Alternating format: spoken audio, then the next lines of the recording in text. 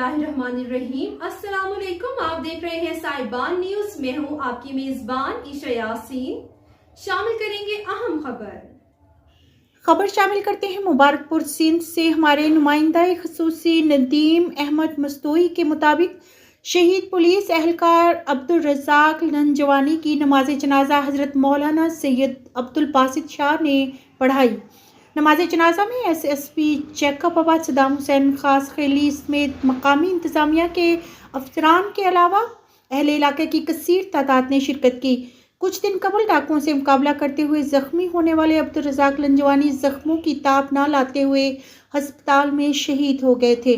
Police ने शहीद police एहलकार को सलामी दी और इसकी नाश इसके वालदा के हवाले कर दी। सैयद अब्दुल बासित शाह ने SSP चेकअप अबाद सदाम हुसैन से शहीद एहलकार के वर्सा के लिए नौकरी और माली इमदाद की अपील की।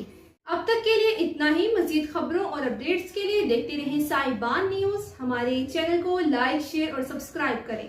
जुड़े रहें हमारे साथ और देखते रहें साहिबान न्यूज।